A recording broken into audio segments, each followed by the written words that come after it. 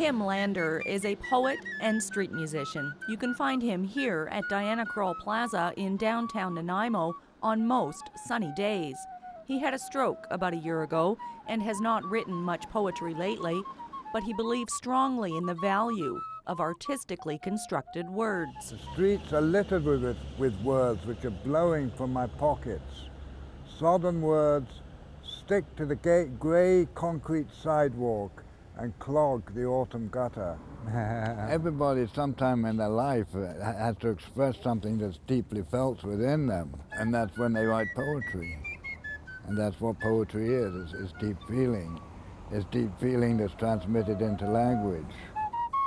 And the City of Nanaimo is recognizing the value of poetry as well. For the first time ever, there is a call for Poet Laureate nominations. The person that will be selected will be somebody that's well respected in Nanaimo. It'll be somebody that's lived in Nanaimo for probably a long time and really knows Nanaimo, knows Nanaimo's culture, and has demonstrated that they are an excellent artist in their chosen field of poetry and the literary arts. The Poet Laureate position is an honorary one. It comes with a $1,000 annual expense account. The successful candidate is required to produce one new work each year of a 3-year term. That doesn't seem like much, but it is a lot of pressure. The Poet Laureate is a literary and cultural ambassador for the city. It's like standing up in front of the whole town and saying, well, Nanaimo, here's what I have to say now. Canada has had a Poet Laureate since 2002. George Bowring was the first. In December of last year, Fred Waugh was named the Parliamentary Poet Laureate for the country. Fred Waugh's Untitled. My father hurting at the table, sitting hurting at supper time, deep inside, very far down inside.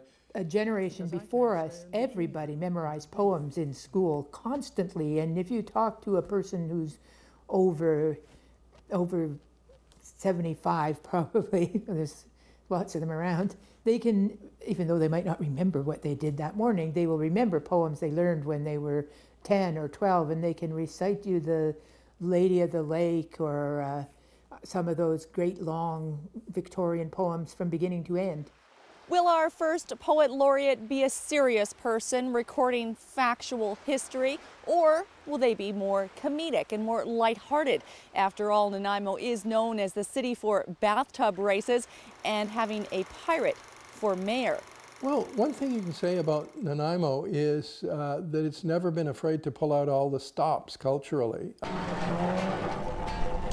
Have a silly little motorboat race turn into this big deal every summer says, well, Nanaimo's not afraid to put its foolishness right out there and let the world see it.